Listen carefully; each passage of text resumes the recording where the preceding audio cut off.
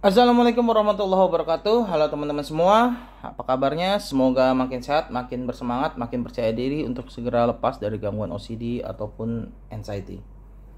Oke, di video kali ini gue ingin mengutarakan apa yang gue miliki atau alhamdulillah berhasil gue punyai setelah gue sembuh dari OCD.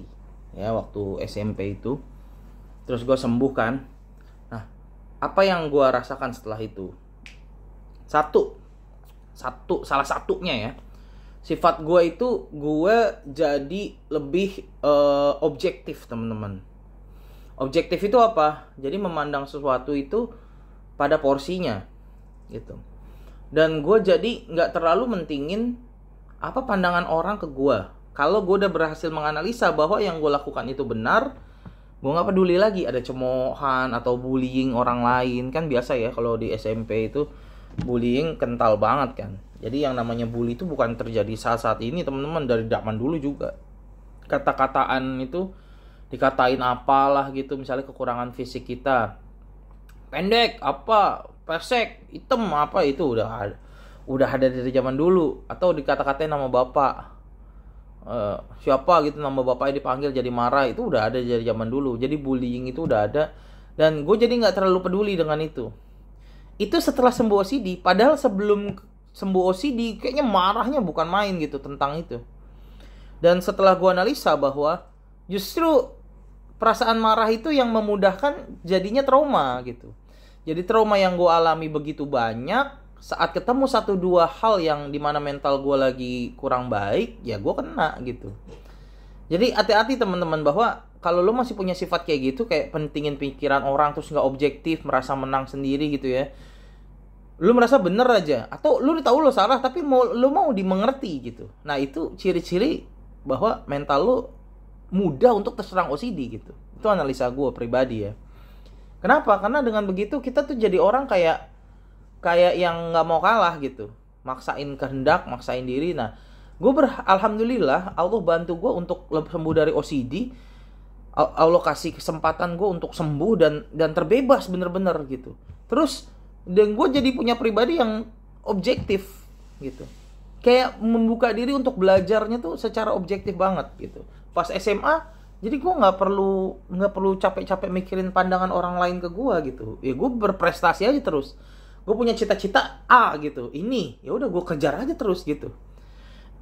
Nggak peduli orang itu udah nyampe mana kayak gitu. Terus iri-iri gitu tuh jadi lebih mudah untuk dihilangkan gitu, teman-teman. Nah, itu alhamdulillah banget ya. Jadi enak banget rasanya itu gitu. Jadi teman-teman gue berprestasi apa, ya gue kejar aja hal yang gue mau kejar gitu. Jadi gue nggak peduli lagi pandangan orang ke gue, atau pandangan guru, keluarga ke gua gitu ya. Kan banyak gini ya. Misalnya gini, masa peralihan dari SMP ke SMA itu banyak pengaruh-pengaruh orang lain tuh. Misalnya, begini aja, masuk IPA aja, masuk IPS aja, gue nggak terlalu peduli tuh. Gue nggak terlalu peduli. Begini aja, coba les di sana aja, gini gitu, suka gitu kan. Gue nggak terlalu peduli. Kalau bagi gue itu penting, gue akan ambil. Tapi kalau bagi gue nggak penting, gue nggak akan ambil gitu. Terus belajar juga, gue nggak mudah percaya langsung gitu kan. Banyak orang kadang-kadang, ya contohnya aja kayak investasi gitu. Lu investasi ini yuk, ikutan itu. Di SMA udah sering tuh teman-teman gue main MLM, itu udah ada gitu. Nah, gue nggak langsung ikut gitu kan. Gue telaah dulu gitu, nggak asal terus langsung gue oke ikut, nggak begitu. Nah, itu gue dapatkan setelah sembuh yang dari OCD itu gitu. Dan setelah sembuh dari si OCD ini, yang gue rasakan adalah gue jadi lebih objektif gitu. Melihat sesuatu itu kayak pada porsinya, teman-teman. Kalau pada porsinya waktu itu, oh gue ada salah di bagian sini ya, gue akan cukup ikhlas untuk mengakui ya gue ada salah di bagian situ gitu. Tapi kalau gue udah benar, dengan dasar apapun gue nggak mau mengakui, iya udahlah gue ngalah aja lah, padahal gue benar gitu. Nah, nggak mau gue gitu.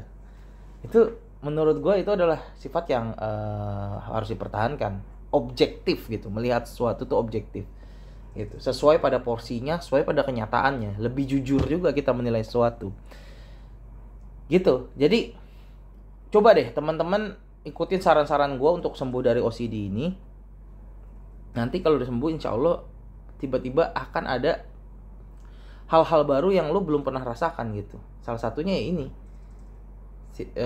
objektif dalam menilai sesuatu gitu. Dan ini sangat membantu untuk tercapainya cita-cita kita nanti gitu, di bidang apapun. Karena sifat-sifat seperti jujur, objektif, terus berwawasan luas, atau punya tenggang rasa, punya tanggung jawab, itu kan sifat-sifat yang baik yang kita belajar selama ini di PPKN gitu kan ya, atau di agama gitu ya. Dalam pelajaran agama kita pelajarin itu gitu.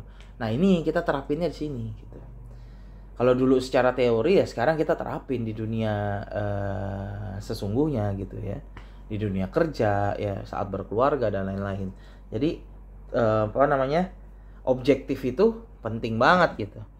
Jadi kalau memang ada problem ya kita nilai suar porsinya, nih kita salah atau benar nih, kita sebenarnya berapa persen, orang lain berapa persen, dari sudut pandang orang lain seperti apa ya. Jadi melihat suatu tuh objektif gitu teman-teman. Yang kedua yang gue rasain adalah gue jadi lebih gini, kalau ada permasalahan tertentu gitu ya, yang menyangkut hal-hal, misalnya contoh gini, ada gosip gitu tentang sesuatu ya. Itu tuh gue jadi punya rasa untuk ngebedain ini jujur atau enggak gitu. Ini kayaknya nggak bener nih, kayak punya feeling kayak gitu teman-teman. Bukan kayak indra ke-6 gitu-gitu, indra ke-7, nggak gitu juga sih, tapi kayak punya daya analisa yang cukup baik untuk bisa menganalisa ini orang jujur atau enggak, ini bener atau enggak. Terus gue juga punya semangat untuk pelajari lagi. Kayak misalnya, gue tuh seneng banget kalau tahu tuh ini orang bohong apa enggak, dilihat dari gerak-geriknya, dari matanya dan lain-lain. Tuh seneng banget gue gitu. Dan gue coba pelajari itu secara psikologis, gue coba pelajari. Terus jadi gue bisa bedain siapa yang harus gue temenin sama siapa yang enggak. Jadi gue sampai bisa ketahui itu misalnya dari gerak-geriknya, oh sifatnya tuh kayak gini. Gue coba analisa. Jadi gue lebih bisa tahu ini kayaknya orang ini baik atau enggak ke gue, ini orang ini jujur apa enggak ke gue, ini yang dia omongin jujur apa enggak. Nah, itu dalam rangkanya hampir sama kayak objektif juga, tapi dalam situasi yang lebih kompleks gitu teman-teman ya. Kalau objektif itu kan cuma sesuai porsinya tadi ya, tapi kalau ini tuh kayak ada analisa psikologisnya juga gitu. Nah gue merasakan itu, kayak punya feeling tentang itu gitu. Jadi kalau seandainya sekarang nih misalnya ada orang ngomong apa gitu ke gue jadi kayak bisa kebaca dia arahnya, tujuan dia tuh maunya ini gitu. Dari gerak-gerik, dari pilihan diksi yang dia pilih gitu, kata-kata yang dia pilih, terus juga dari runtutan cerita, gue bisa alhamdulillah jadi bisa nganalisa ke arah situ gitu. Dan itu mempermudah di kerjaan gue, kayak murid-murid gue analisa jadi lebih mudah gitu. Jadi kemampuan menganalisa itu dan kemampuan ngebedain mana yang benar, mana yang salah gitu. Selain juga tentunya kemauan untuk belajar terus gitu. Karena kalau cuma pakai feeling juga kadang-kadang kan kita salah. Pernah juga gue gitu salah gitu menganalisa, nih kayaknya orangnya baik, oh ternyata banyak yang nggak beres juga dari dia gitu. Tapi karena gue belajar lagi gitu ya, gue coba pelajari dari sudut pandang agamanya juga, gue coba gue lihat, karena kan nggak boleh suuzon juga kan teman-teman. Jadi kalau cuma berpraduga kan juga salah juga. Tapi kalau dari coba kita gabungin dari ilmu psikologinya juga, pasti akan ketemu titik temu gitu teman-teman. Dan itu gue praktekkan waktu memilih jodoh juga, memilih calon istri, gue coba praktekkan. Terus waktu gue kayak memilih sekolah tempat gue belajar, gue coba praktekkan hal-hal kayak gitu, gue coba lihat. Terus waktu gue berinteraksi sama guru-guru gue, sama murid-murid gue coba praktekkan. Jadi gue bisa menganalisa ini orang seperti apa, gue harus menghadapinya seperti apa gitu. Dengan begitu gue haus dengan tentang ilmu-ilmu psikologi itulah, ikut itu tadi gitu ya. Jadi gue pelajari juga tentang teori kecerdasan, karena memang gue di sekolah di kampus gue belajar di jurusan pendidikan gitu kan. Terus teori kecerdasan yang Gardner itu, terus multiple intelligence gitu ya. Nah, terus yang sanguin, melankolis gitu. Terus ada baru-baru ini gue pelajari juga tentang tes Stephen gitu ya, yang sensing, intuition gitu, thinking gitu. Gue coba pelajari gitu ya. Ya itu semuanya akhirnya gue coba rangkum itu untuk mempermudah gue menganalisa orang lain gitu. Dan gue jadi punya kemampuan untuk itu gitu teman-teman. Mungkin saat lo udah sembuh, mungkin lo bukan ke arah situ, tapi seenggaknya lo kayak menemukan diri lo gitu, menemukan jati diri lo. Kalau gue ternyata memang sukanya di situ. Nah, lo kalau misalnya sukanya misalnya di astronomi, lo akan lebih mudah untuk menganalisa itu. Lebih mudah juga buat melihat blind spot gitu. Jadi misalnya di kerjaan lo pasti ada titik buta. Titik buta itu artinya hal yang sama sekali lo nggak duga. Nah, dengan lo pernah menghadapi OCD ini, anxiety ini, itu lo jadi lebih awas dengan sesuatu, lebih waspada dengan sesuatu. Jadi insya Allah lo bisa melihat blind spot itu tadi, gitu, titik buta itu tadi, ya. Jadi, yang tadinya nggak kepikiran sama orang, jadi kepikiran sama lo. Dan itu bukan karena lo hebat, tapi karena memang Allah Subhanahu Wa Taala udah kasih izin, gitu. Nah, mungkin salah satu caranya dengan lo kena OCD dulu, gitu teman-teman. Terus yang ketiga, lo tuh jadi lebih berani untuk jujur. Coba bayangin ya, banyak loh sekarang orang buat jujur tuh nggak berani teman-teman, karena takut ini takut itu.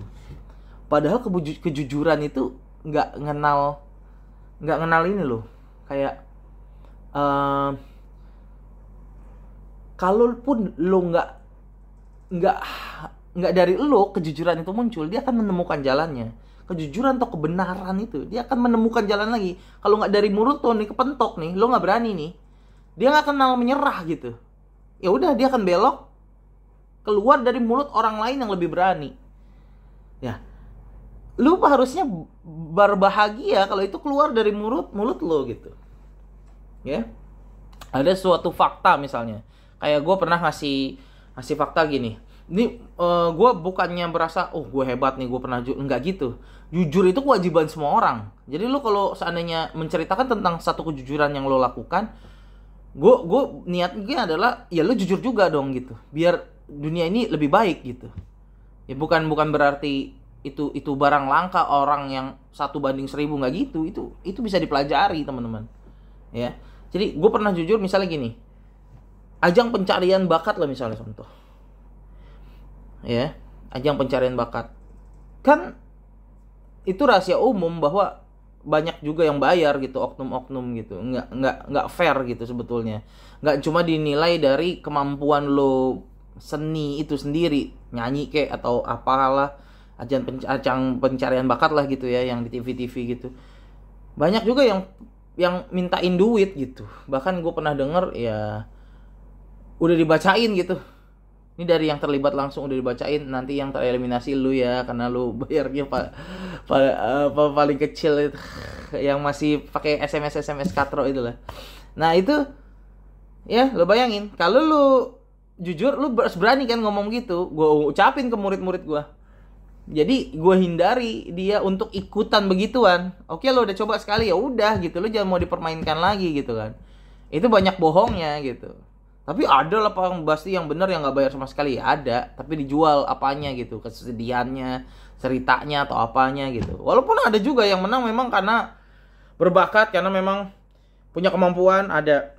Karena dia dirasa punya nilai jual. Tapi kalau yang middle ini biasanya dimainin di urusannya duit terus gitu. Nah itu kan kejujuran yang harus gue utarakan kan. Walaupun gue nggak ngomong, itu nanti akan mencari jalannya sendiri tuh, kebenaran dan kejujuran itu tadi. Dia akan keluar dari mulut-mulut orang lain gitu. Ya, jadi akan menemukan jalannya gitu. Itu istilah gue. Jadi nggak perlu harus takut gitu. Dia tuh nggak mengenal nggak mengenal menyerah gitu. Jadi kalau seandainya orang-orang yang kena OCD ini terus sembuh, terus dia jadi bermental mau jujur, itu alhamdulillah gitu. Itu yang gue rasakan. Jadi gue nggak begitu takut untuk jujur. Walaupun pasti ada dong, namanya manusia. Ntar takut, aman nggak nih gue nih kalau gue jujur kayak gitu kan. Tapi nggak takut, karena yang ngebela lo bukan orang lagi men. Kalau lo jujur, siapa yang bela lo? Allah Subhanahu wa taala. Dia yang bela lu langsung. Langsung lu dibela, lu jujur nih. Dibela lu langsung. Gitu. Jadi siapapun lawan lo, insya Allah bela lu, udah menang lo. Gitu. Insya Allah menang. Jadi ngapain lo takut? Sama juga kasus OCD ini. OCD ini. Banyak banget ketidakjujuran yang gue saksikan gitu. Bilang katanya OCD nggak bisa sembuh. Bilang katanya OCD itu cuma bisa diantisipasi. Harus minum obat kayak terus-menerus bertahun-tahun. Omong kosong, men. Ya, omong kosong. Jadi hal-hal kayak begitu tuh kalau menurut gue sih ketawa aja gitu. Gue yang pernah mengalami nggak begitu gitu kasusnya, dan nggak gue doang, temen gue pernah mengalami sembuh sama gitu. Jadi ini tuh harus banyak yang speak up gitu, bahwa memang ya ini tuh bisa sembuh. Jadi bukan akal-akalan emang harus minum obat bla bla segala macam. Dan memang semua itu tuh ikhtiar kita ya, dengan cara apapun, dengan tips gue pakai metode tertentu CBT terus minum obat, itu tuh rangkaian ikhtiar kita. Jadi pasti dong ada oknum-oknum yang membisniskan ini semua gitu. Jadi lo harus pakai akal sehat juga melihat ini gitu. Oh, berarti lo menduduh dokter dan ini psikiater, bang? Nggak juga. Banyak juga di antara mereka yang jujur gitu. Tapi banyak juga hal yang tidak dibongkar, bahkan dari penderita OCD-nya sekalipun gitu. Jadi entah karena takut, entah karena dia takut kena lagi, jadi nggak berani untuk ngomong bahwa ini tuh bisa sembuh gitu. Jadi entah karena kenapa atau tidak tahu dan lain-lain, tapi pasti ada yang karena nggak berani untuk jujur gitu. Gue pernah punya yang konsultasi sama gue itu bahkan dokter. Dia bilang kalau ngasih obat itu ya kalau lo nggak sembuh akan dinaikin dosisnya, ya pasti kayak gitu. Jadi itu pilihan ya. Sembuh enggaknya itu memang tergantung Allah, pasti gitu. Kalau lo menyangka sembuhnya dari obat atau dari omongan gua itu udah syirik lo. Nggak boleh begitu. Jadi harus yakin Allah yang sembuhkan. Itu tuh ikhtiar kita doang gitu. Keikhlasan kita nih yang diuji gitu. Ya. Jadi jangan belum apa-apa terus menjudge gitu dengan alasan penelitian dan lain-lain. Gue pernah kasih statement kan bahwa ini tuh bisa sembuh 100%. Kalaupun karena penelitian seringnya nggak sembuh, karena banyak orang-orang yang kena OCD itu nggak ke dokter, nggak ke psikiater, nggak ke psikolog, mereka sembuh dengan sendirinya, gitu. Itu masalahnya, ya. Dan nggak bisa menjudge begini, orang yang kena, misalnya gini, dia pernah kumat lagi gitu, lu kena pilek sekarang, terus lu sembuh bertahun-tahun nggak pilek, abis itu pilek, terus bilang, oh berarti dia belum sembuh nih pileknya, ya. Proses yang bertahun-tahun sembuh ini nggak dihargai, nggak boleh juga gitu. Jadi kalau misalnya nih dia kena OCD, terus gue udah baikan bang selama 5 tahun, terus gue kena lagi dikit, pasti ada pemicu triggernya. Nah makanya gue bilang mungkin traumanya belum selesai gitu, atau adalah trauma baru. Bukannya berarti yang per tahun-tahun ini udah sembuh, terus di saat itu masih dibilang bahwa OCD-nya ini berarti nggak sembuh gitu. Itu kan analisa yang aneh kalau menurut gue.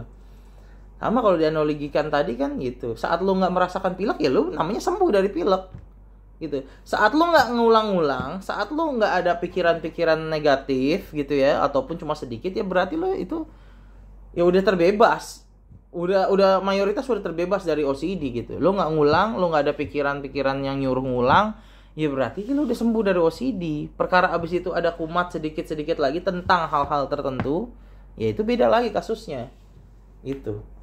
Ya, jadi aneh juga gitu kalau ada statement di YouTube gitu ya, misalnya ini OCD nggak bisa sembuh, itu cuma bisa ditangani aja, kayak kendalikan aja gitu. Bahkan dianya nggak berani bilang bahwa itu bisa sembuh 100% gitu penderitanya. Ya gue sih cukup sedih juga dengan perkataan semacam itu gitu, bahwa di sini ya gue udah pernah ngalamin dan alhamdulillah sembuh gitu. Emang ekstrim OCD lo bang? Ya gue udah sana cerita banget kali. OCD itu sampai tahap yang terekstrimnya bahkan ditanyain, lu kenapa gitu, nggak mau jawab. Karena saking takutnya kalau lu ngomong ditakutin pikiran negatif lu nanti akan kenapa-napa begini begitu. Udah mendingan lu ngulang. Nah begitu. Takutinnya udah semacam itu, dan semua kegiatan, semua tipe.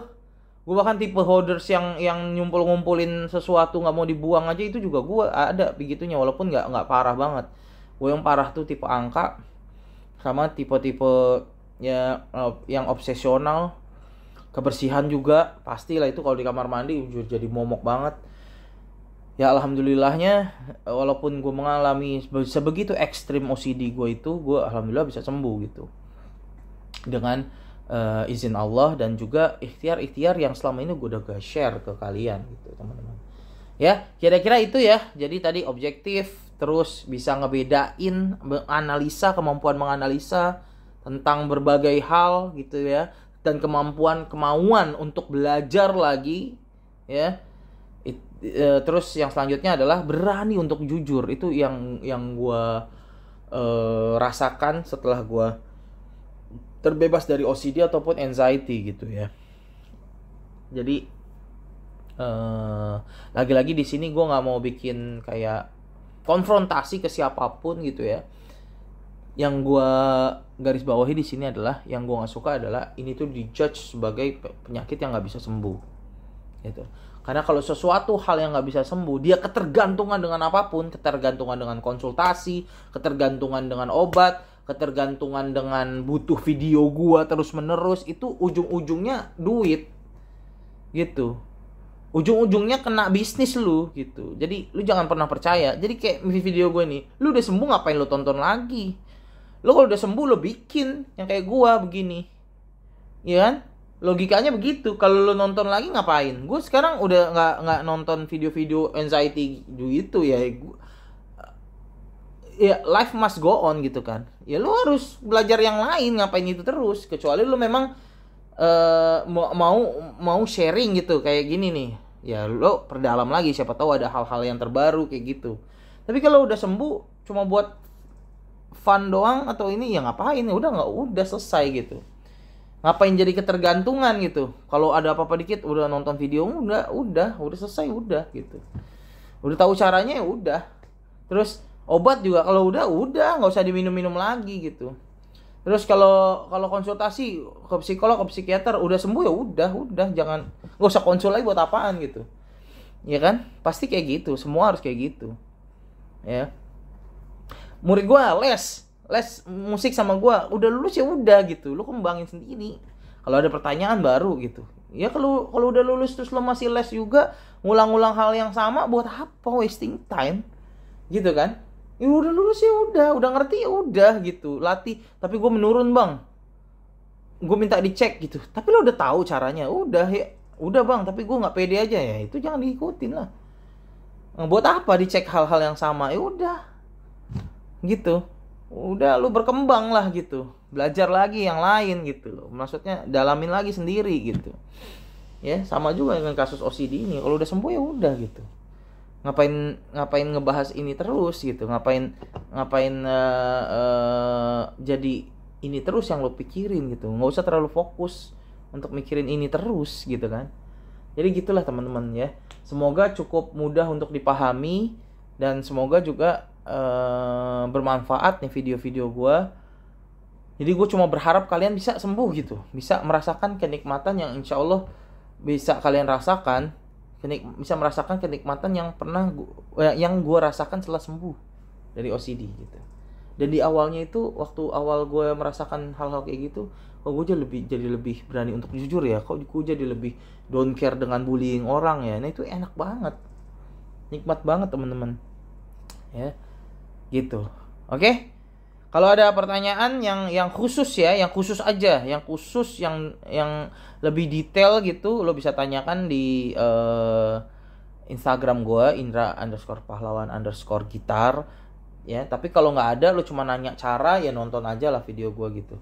Udah banyak banget yang gue share ya, jadi nonton aja gitu, nggak perlu harus tanya caranya gimana bang. Ya itu pasti gue cuma akan mengulang hal yang sama, ngasih tahu ya caranya dengan tahan 24 jam, terus sugesti positif, itu lagi jawaban gue gitu.